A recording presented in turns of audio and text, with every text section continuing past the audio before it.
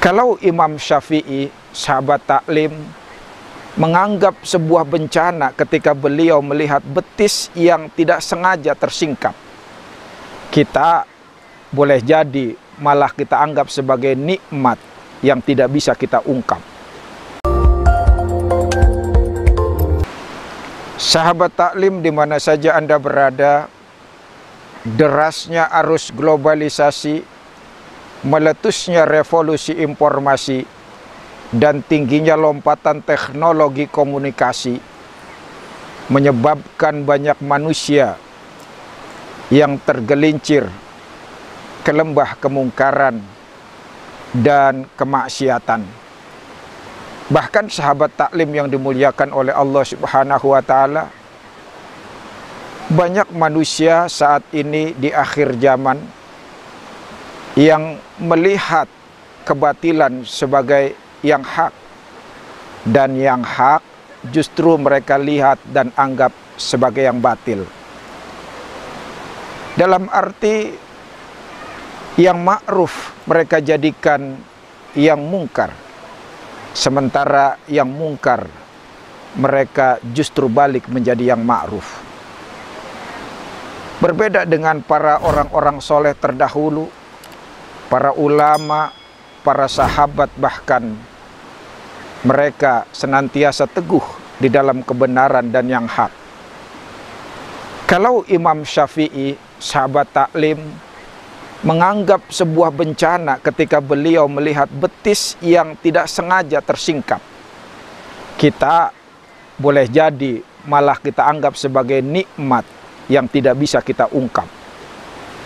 Kalau sahabat Umar bin Khattab radhiyallahu an sampai menjual pohon kebun kurmanya ketika beliau ketinggalan sholat asar, kita malah sering berleha-leha walaupun seringkali azan terdengar.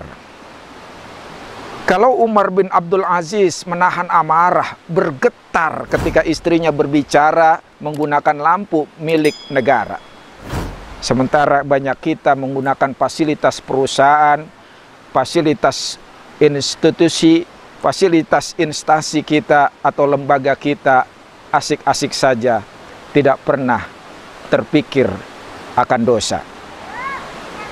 Kalau Nabi Ibrahim alaihissalam, sahabat taklim, begitu menyesal meskipun telah berbohong hanya 3 kali selama hidupnya, sementara kita sudah tidak terhitung berapa kali kita berbohong dalam hidup kita.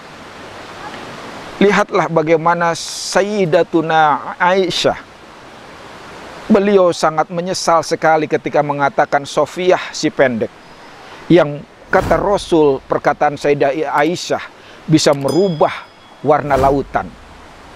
Lalu bagaimana kita yang sering menghina orang, sering mengejek dan merendahkan orang? Mungkin boleh jadi samudra seluas dunia akan hitam pekat oleh gunjingan kita dan hinaan kita terhadap orang lain. Kalau sang kiai saja bisa tertahan tidak masuk surga karena sebuah tusuk gigi, lalu bagaimana kita yang barangkali suka menahan barang orang, suka menggunakan dan meminjam barang orang, cuma tidak kembali lagi kepada si pemiliknya. Sahabat taklim yang dimuliakan oleh Allah Subhanahu wa Ta'ala, maka senantiasa hendaknya kita mawas diri. Bagaimana kita sesungguhnya harus kita lihat yang hak tetap menjadi hak, yang batil kita katakan batil. Karena itu sahabat taklim yang dimuliakan oleh Allah Subhanahu wa Ta'ala, kita diperintahkan untuk senantiasa berdoa, Allahumma arinal haqqo haqqo warzuqna ittiba'ah wa arinal batila batila warzuqna ijtinabah.